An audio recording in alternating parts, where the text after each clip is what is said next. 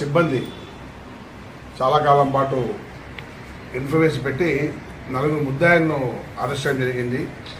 Rajendra, మురగా, Kannan and Rajasekhar. ఈ నలుగురు కూడా ఇద్దరు కర్ణాటక వాళ్ళు, ఇద్దరు మన ఏపీ వాళ్ళు, వీకోట్ రామకుప్పం.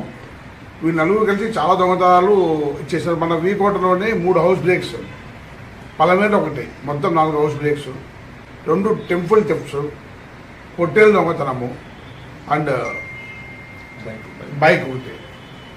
ఇవన్నీ వరుసగా వీళ్ళు పాల్పడినారు. వీళ్ళ దగ్గర నుంచి దాదాపు 12 లక్షల రూపాయలు విలువ గల 40 గ్రాముల బంగారు, 500 గ్రాముల వెండి, 12 పొట్టేలు, 2 మోటార్ సైకిళ్ళు, ఒక పంచలోహ విగ్రహం స్వాధీనం చేసుకోవడం అయింది. వీళ్ళపైన కూడా రాజేంద్ర మీద ఆల్రెడీ వేరే పోలీస్ స్టేషన్లో 5-6 కేసులు ఉన్నాయి. కన్నన్ముడు కూడా బైక్ దొంగతనం కేసులు ఉన్నాయి. అందరూ కూడా ఇంతకుముందు పాత ముద్దాయిలే. వీళ్ళ దగ్గర నుంచి సక్సెస్ఫుల్గా రికవరీ చేసినందుకు వీకోట ఇన్స్పెక్టర్ గారిని వారి సిబ్బందిని అభినందిస్తున్నాను. Good work.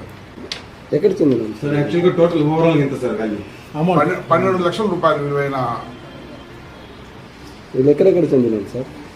వీకోటలోనే 3 హౌస్ బ్రేక్ చేస్తారు. కాస్త ఎక్కడ చెందిన వ్యక్తులు? 2 కర్ణాటక రాష్ట్రానికి చెందిన వాళ్ళు, 2 ఏపీకి చెందిన వాళ్ళు.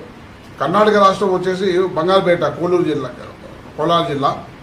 మురగా అనే వ్యక్తి వచ్చేసి వీకోట మండలం వెండుగాంపల్లి. కన్నన్ అనేవాడు వచ్చేసి కర్ణాటక రాష్ట్రము, వీడు కూడా కేజీఎఫ్ తాలూకా దొడ్డకంపల్లి. రాజశేఖర్ అనేవాడు వచ్చేసి బందర్లపల్లి, రామకుప్పం మండలం. ఈ నలుగురు.